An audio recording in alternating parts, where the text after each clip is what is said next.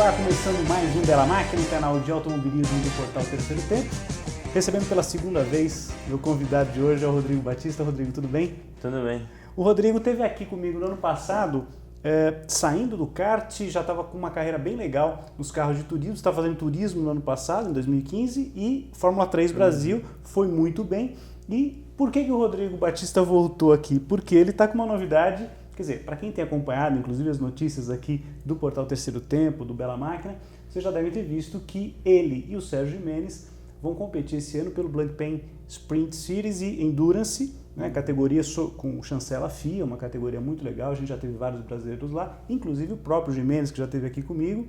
E é uma grande novidade, você está pela equipe oficial da Audi, já está aí com WRT, esse é o nome da equipe, fez alguns testes com esse carro, foi uma grande novidade. Primeiro, eu quero pegar vários aspectos, dos teus companheiros de equipe, da equipe em si, mas eu gostaria que você falasse inicialmente, Rodrigo, sobre como foram esses primeiros ensaios que você fez. Você fez na Itália, né? E fez em Paul Ricard. Como é que foi a tua adaptação, primeiro ao carro, depois às pistas? O carro é bem diferente de tudo que eu já dirigi. Que é carro fechado, é praticamente um Fórmula fechado. Mas é um carro muito forte, mas também é muito bom, faz bastante curva, freia muito. É um carro muito bom e não é tão difícil de dirigir. Eu pensava que era bem mais difícil. Mas ele tem ABS, você pode regular ABS. A parte eletrônica dele, que é uma coisa que vários pilotos que já tiveram aqui que falaram desse carro, inclusive o próprio Jimenez, né, que ele correu pela BMW, pela equipe oficial da BMW brasileira, do Hamilton e tal. Da questão da tocada. Às vezes um piloto até menos experiente consegue pegar a mão do carro mais rapidamente. É isso, né? Para o pessoal que está... Eu sei que tem muito piloto novinho aí que deve estar te vendo nesse momento. Você já é quase professor agora dessa turma, né, Rodrigo? É realmente mais... A tocada não é um mistério tão grande, né? Não é... Para virar rápido já é outra coisa, mas pra você conseguir virar bem assim... Um tempo aceitável, vamos dizer assim. Não é tão difícil. Agora, você vai ter um desafio, no meu modo de entender, que você vai ter que, é claro, acho que o Jimenez vai te ajudar muito nisso, por toda a experiência que ele já acumulou, acho que durante 3 anos, né, que ele fez lá na Europa, enfim. Ele corria, inclusive, em parceria com o Cacá Bueno, né, então os dois dividiam o mesmo carro e tudo mais. Que é a questão das provas de mais longa duração, que você vai ter algumas provas também que você vai disputar, que é uma novidade para você totalmente, não é isso, Rodrigo? Uma novidade é onde eu tenho mais medo, assim. Principalmente as 24 horas, que são só 3 pilotos, então tem que estar muito bem preparado. Que vão ser em Spa-Francorchamps, né? Na Bélgica, no mês de julho, né? De 28 a 31 de julho. Primeiro desafio de correr em Spa-Francorchamps, que é um sonho, acho que para a maioria dos pilotos. Todos os pilotos novos que eu chego aqui perguntam assim, qual é a pista que você ainda não correu e gostaria de correr? Olha, de 10, 9 falam Spa-Francorchamps. Você não correu nunca lá? Nunca. Vai ser a tua Vou primeira... treinar antes, só em simulador. Só em simulador e... videogame. Já é bem difícil. Já é bem difícil. Agora, falando especificamente das pistas, o primeiro contato que você teve com esse carro, com o Audi R8, que eu até passando algumas imagens aí para vocês darem uma olhadinha, que é um carro muito legal, bonito e muito eficiente, né, tecnicamente falando. Foi em Misano, é isso? Misano. Depois você fez Monza. Isso. 2 pistas que você também não conhecia. Não conheço. Da Europa você tinha alguma? Nenhuma pista? Nenhuma. Você é totalmente novo em qualquer uma delas. São todas novidades para você. Primeiro Misano, como é que foi? Como que é a pista? Fala um pouquinho pro pessoal e como é que foi a tua adaptação com o carro nessa pista especificamente. Foi minha primeira vez com o carro, minha primeira vez em alguma pista da Europa. E é uma pista meio travadinha, que não tem tanta reta. Como Monza, por exemplo. Mas... Só que também é uma pista que você corta bastante, você passa pela zebra, você tem umas manhas da pista, que é bem... É possível atacar bastante, é uma pista que permite isso daí. Quem já andou lá, já tem essas manhas tudo, eu tenho que ainda pegar... Sabe os atalhos, aqui você pode subir até aqui que tudo bem. E o carro aceita bem esse tipo de tocada? O que você já percebeu? Porque um carro de Fórmula, como Fórmula 3 que você guiou, é um carro agressivo, entre aspas, né, que a gente pode dizer, né? Diferente do turismo, que é um carro, né, que você já... Então, esse carro, ele aceita bastante, mas se você força muito, entra o controle de tração. Que aí você acaba perdendo tempo porque limita o motor do carro. Então, você tem que regular o controle de tração, ABS. As pessoas falam que é meio fácil porque tem ABS, controle de tração, mas se você andar com muito é ruim. Se você anda com pouco, você não consegue andar. Então, Tem que achar um meio termo. Um meio né? termo. Quer dizer, o controle de tração, enfim, é muito interessante para um motorista, entre aspas, comum como a gente, né? Como os jornalistas metidos a pilotos de vez em quando, que você está perdendo o carro de vez em quando e aí ele segura e tal. Agora, para o piloto é exatamente isso que você comentou, né, Rodrigo? É perfeita a tua análise. Aí depois Monza, que já é uma pista mais veloz, você já estava um pouquinho mais confiante até na tua tocada, aí, vamos dizer, já encarou a parabólica, que é uma curva super legal que todo mundo adora. Como é que foi a tua experiência lá em Monza? Monza, para mim, o pior para mim foi me adaptar com freio. Tá. Porque lá as freadas você chega a 280... A primeira chicane, que é muito tem que frear forte. por primeira, então... E o freio, você tem que pisar muito forte, pode segurar, então é diferente dos outros carros que eu dirigi. Então, no começo foi difícil me adaptar. Mas é uma pista, tipo, não é difícil, mas também não é muito fácil. Tem uns detalhezinhos, umas manhãzinhas da pista, mas lá basicamente você tem que se preocupar em sair bem da curva, porque tudo é reta. Então, quer dizer, tem uma boa retomada de velocidade, está com um approach legal para você entrar em reta e tal. E no caso específico de velocidade máxima, você falou em 280 por hora, é isso? Foi o speed que foi a máxima que você conseguiu com o carro ou em Paul Ricard você conseguiu mais? Foi mais ou menos nessa faixa? Monza foi 275, 277, em Paul Ricard deu 280. Tá. E foi a maior velocidade que você já teve enquanto piloto até hoje ou você teve alguma outra experiência próxima disso? Não, acho que foi a mais rápido. Foi a mais rápido. No Fórmula 3 eu cheguei a 270, acho. Chega a tudo isso. Mas quando eu treinei no Light, em Goiânia, que é a reta... Ela permite essa ótima sensação de grande velocidade aí que você acabou tendo. Bom, eu falava do campeonato, quer dizer, eu depois até vou detalhar para vocês no finalzinho todas as etapas que você vai ter, né, do sprint e do endurance. Agora, só lembrando um detalhe interessante, porque no campeonato, no sprint é só você e o Sérgio, o Sérgio Gimenez, vocês revezam aí o carro, provas aí de quanto? Duração mais ou menos? De quanto São tempo? 2 corridas de 1 hora. Duas corridas, uma no sábado e no domingo. Isso não mudou em relação, acho que o que era o campeonato anteriormente, né? Continua a mesma coisa. Agora, nas provas de longa duração, aí vocês vão ter a companhia do Felipe Albuquerque, né? Que é o piloto português, que também é bastante experiente já. Sim. Você já teve com ele, já conversaram? Já. E aí, como nos 3 treinos que eu fiz, ele estava presente, ele estava lá e foi legal, ele passou alguma coisa para você também? Sim, ele principalmente teve o treino de Monza, o Gimenez não conseguiu ir porque ele estava com esse Stock Car aqui no Brasil, porque ele faz as duas categorias. E ele me ajudou bastante lá, porque ele já conhece a pista, tudo, então ele me ajudou bastante nessas manhas que a pista tem, tudo. E me ajudou mais a adaptar com o carro. Tá. Que é um passo importante que você tem que dar. Com relação à equipe especificamente, quer dizer, quando você fechou o acordo para correr com eles, quer dizer, que é a equipe oficial da Audi, como é que é a estrutura da equipe? A sede dela é mesmo na Alemanha? Ou a equipe especificamente, a parte que cuida do sprint, do endurance, está em algum outro lugar? Fala um pouquinho da logística, como é que funciona. A equipe fica na Bélgica. Na Bélgica. É uma equipe que, você olhando assim, você fala que é uma equipe que tem tudo, assim, porque... Super bem estruturada. Sim, eu cheguei aí lá na oficina deles.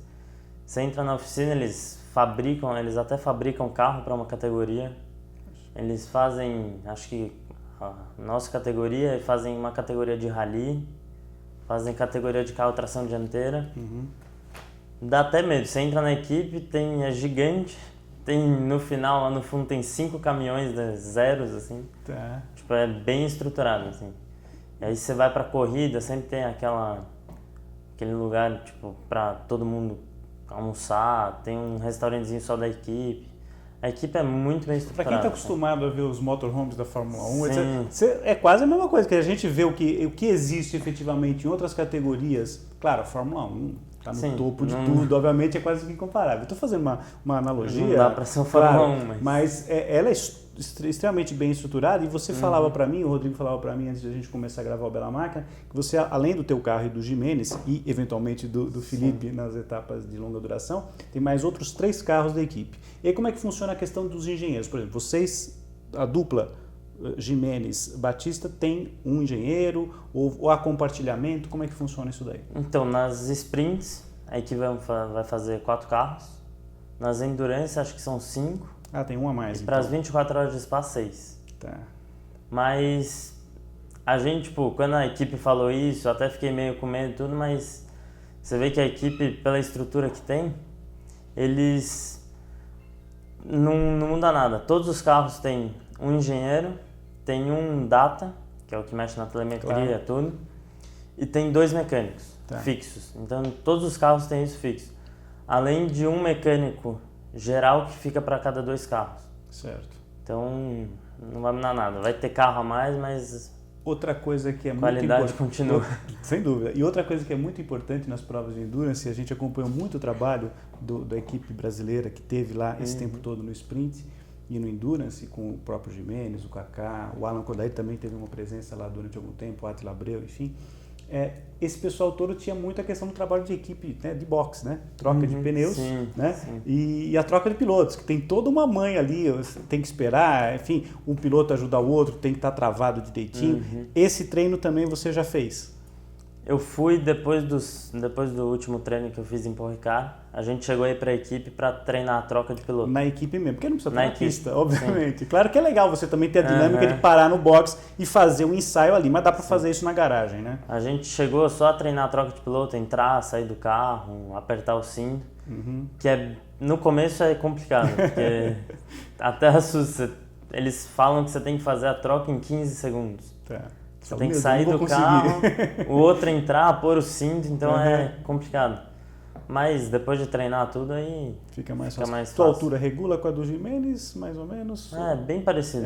Quer dizer, não tem que fazer algum ajuste em termos de banco ali na hora que... Para sprint, vai usar um banco só. Tá. Aí para endurance, que precisa ficar mais tempo, tem mais tempo da troca de piloto, aí vai ter um banco para cada. Tá. Dá para fazer. Daí dá tempo de trocar. Porque às vezes tu não improvisa ali também, vai na base da almofadinha, sim. um encostozinho, improvisa um pouquinho ali, para você se sentir mais confortável. Quer dizer, a questão tá da segurança de vocês, porque claro, você estando bem postado no carro, isso acaba sendo importante, né, Rodrigo? Outra coisa, você falou de troca, a gente falou de troca de pneus, e marca, é igual para todo mundo? Como é que é ou não é? Tem diferença das equipes? Cada equipe usa o que pode ou é um fornecedor único, por exemplo, como na Fórmula 1? Não, tipo, tem todos os carros, assim, tem Audi, BMW... Não, os pneus, os pneus, os fornecedores de pneu. Pneu é só Pirelli. Só pneu Pirelli. Só.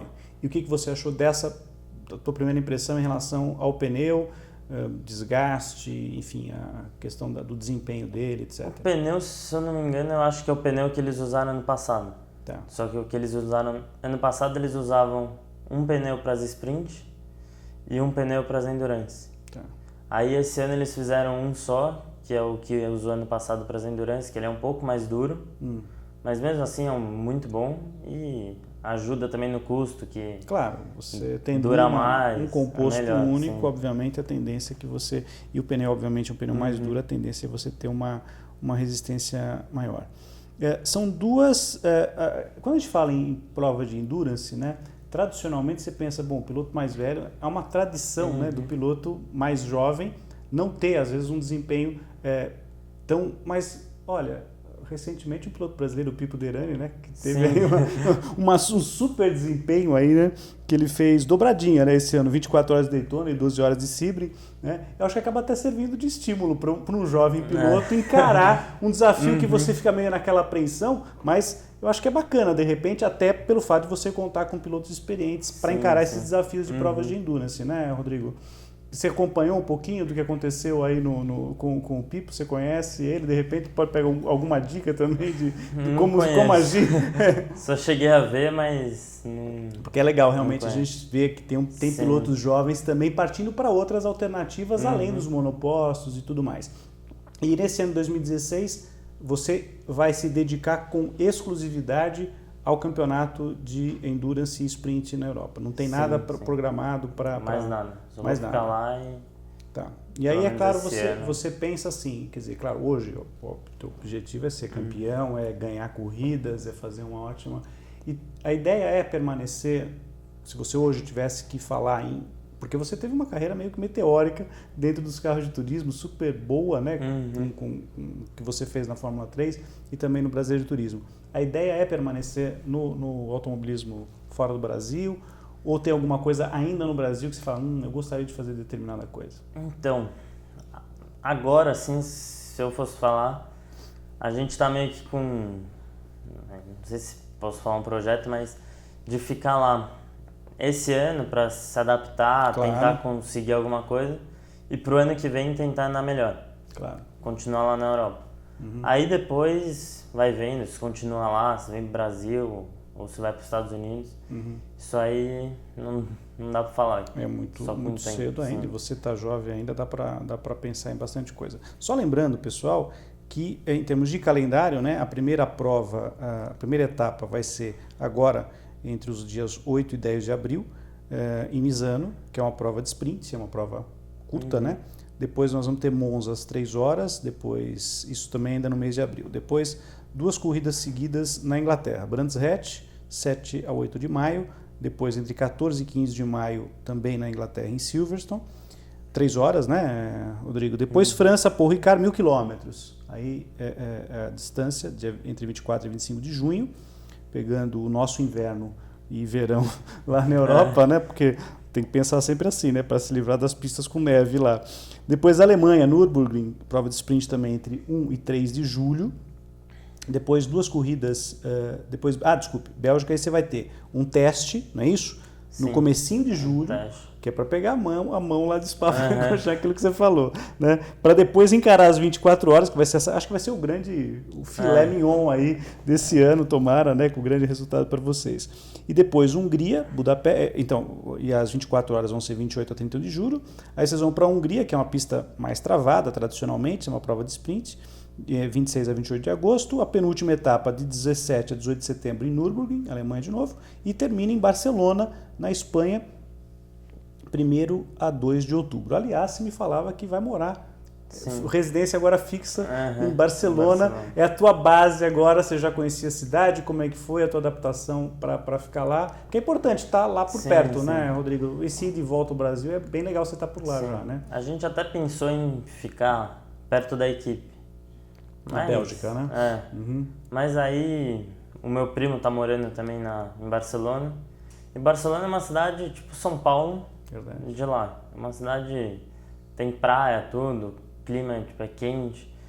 Então, o contraste não vai ser tão grande em relação ao Brasil. É melhor ficar lá e também, se quiser ir para a Bélgica, para a equipe, ou para qualquer outra cidade, você pega um avião qualquer dia, qualquer hora, e em 1 hora, 2 horas você chega em qualquer lugar na Europa. Você consegue se locomover com relativa facilidade lá.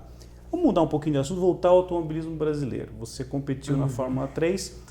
Muitos pilotos hoje, jovens, que estão saindo do kart, brincava falando que você pode virar professor de muitos pilotos já, mas eu tenho absoluta certeza que muitos pilotos do kart, por exemplo, ficam naquela dúvida, o que eu vou fazer agora, um carro de turismo, Fórmula 3, quer dizer, claro que cada um tem uma perspectiva, é difícil dar uma receita, um conselho para cada um, mas o que você diria hoje para um piloto que está começando no kart, em termos de, fica no Brasil, de repente vai para uma Fórmula 4 sul-americana, o ano que vem talvez surja uma nova categoria aqui para o Brasil, que seja uma nova Fórmula 4 que está se falando também. Que conselhos você daria para o jovem kartista que está no Brasil hoje, que quer, por exemplo, ir para monopostos? Qual seria o caminho em termos, pensando, por exemplo, em monopostos? Monoposto, eu aconselharia fazer 1 ano aqui no Brasil, de Fórmula 3, porque eu sei que é um passo grande do kart para Fórmula 3, que também, Fórmula 3 é um carro que anda muito, a diferença é brutal, faz muita curva, é complicado, assim, tipo, difícil até de acreditar no carro, mas é onde praticamente aprende tudo, que você aprende a mexer no carro, você aprende a ter confiança. Aquele carro que você coloca o pneu zero, você tem que melhorar 1 segundo, 1 segundo e meio. Então é um carro que você aprende tudo. E daí depois, talvez ir para a Europa, para os Estados Unidos, aí ver o caminho que quer seguir. Agora, com essa experiência, com esse salto que você deu, que você mesmo falou, que é um salto considerável, não é um pulinho, não é um salto razoável. seria realmente legal? Você acha que seria, por exemplo, para o teu aprendizado, se tivesse tido alguma coisa nesse meio do caminho, você acha que é interessante para o piloto? Ou cada caso é um caso? Porque, tipo, você pega um caso meio que mosca branca, tipo o Max Verstappen da vida, que é um exemplo para todo mundo hoje, que é um cara que de repente saiu da Fórmula 3 europeia e já foi direto para a Fórmula 1. Né? E praticamente do kart mesmo, né? Praticamente, né? Direto ali para os carros rápidos e tal. Faria diferença? Acho que faz diferença para um piloto ter alguma coisa ali, uma escolinha? Faz bastante diferença, porque eu nem pensei nesse pulo, assim, tipo... Porque também eu já tava meio... Não velho, mas... tava pra fazer 18 anos. Né? Então, se eu fizesse mais um ano, até ir pro Fórmula 3, para ir depois, então ia ficar... Tipo, ia perder... Não perder tempo, mas ia ficar muito tarde. Mas pra quem é mais novo, tudo... Se tivesse uma categoria aqui no Brasil, tipo um Fórmula 4, Fórmula Renault que tem na Europa, eu acho muito bom pra você aprender com um carro que não é tão forte, não faz tanta curva, porque... Estamos voltando agora com a Fórmula 3 na Inglaterra, né? Ela tá retomando aí, vamos ter a Fórmula 3 europeia também, com 2 brasileiros, né? Com o Pedro Piquet e com o Sérgio Sete Câmara nesse ano, né? Enfim, vamos ter aí, tomara, né, bons resultados com os pilotos brasileiros lá fora, disputando em categorias importantes que podem aí servir até de degrau, obviamente, para a Fórmula 1. O Brasil precisa se renovar, né, na Fórmula 1 também, também com o Felipe Massa há um bom tempo, o Felipe Nasser entrou agora, mas também está naquela de, numa equipe mediana, é difícil às vezes você mostrar serviço, né? Fica complicado, né? Falando nisso, aproveitando antes da gente encerrar, você tem acompanhado a primeira etapa da Fórmula 1, a gente está gravando antes do Bahrein, então a gente ainda não pode falar do que aconteceu quando a edição do programa for ao ar, já aconteceu o Grande Prêmio do Bahrein. Mas a tua primeira impressão do que você viu na temporada da Fórmula 1, a Ferrari não chegou, mas parece que ela conseguiu reduzir um pouquinho em relação à Mercedes, né, Rodrigo? Eu acho que até o meio do ano vai continuar igual ano passado, vai da Mercedes e não vai ter muito jeito. Mas acho que depois do meio do ano talvez a Ferrari comece a chegar um pouquinho. Tudo vai depender do quanto, porque a gente pensa assim, bom, a Ferrari vai evoluir, mas precisa ver se a Mercedes também não vai.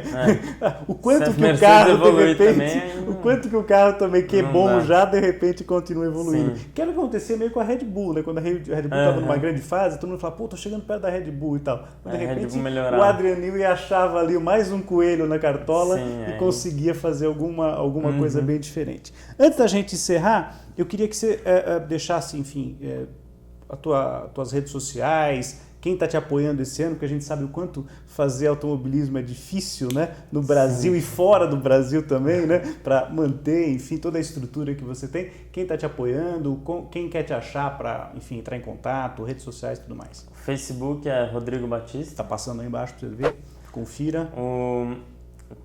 Estou me apoiando a HT Pro Nutrition, que é uma marca de suplemento nova aqui no Brasil. E o Instagram é Digo_Baptista. Tá. Então quem quiser, tem espaço na camiseta, no macacão, no capacete, no carro, dá para colocar mais adesivo. Dá para achar um espaço. sempre tem algum jeito, né, Rodrigo? Rodrigo Batista, obrigado pela tua presença mais uma vez aqui no Bela Máquina. As portas vão estar sempre abertas, novidades. O convite já está feito de antemão, já deixei o convite aqui para o meu amigo Luiz Ferrari também, para trazer toda a turma da equipe, enfim, o Sérgio Jimenez, né, que é o outro piloto da equipe, se puder, quando puder vir aqui, seu companheiro de equipe, lá na Audi, correndo esse ano. Então, o convite está em aberto. E como a primeira etapa vai ser na Itália, eu sempre encerro o Bela Máquina com alguma dica da famosa sessão Que Fim Levou, do Milton Neves, o grande apresentador da televisão brasileira, que me cede semanalmente a sala do Santos Futebol Clube dele, que eu sempre mantenho aqui, apesar de eu ser corintiano, mas eu estou sempre na sala do Santos, do Milton. Como a primeira corrida vai ser na Itália, que você vai ter esse ano, em Misano, né? Vai ser a primeira etapa do Endurance, do Sprint, né? Do Sprint, né? Em Misano. Então a dica de hoje é para você acompanhar a página de um piloto italiano, o primeiro a ser campeão mundial de Fórmula 1, que foi o Giuseppe Farina, andando com Alfa Romeo. É isso aí. Depois desse papo muito legal que a gente teve com o Rodrigo Batista, a gente encerra o Bela Máquina. Na semana que vem a gente está de volta. Um grande abraço. Tchau.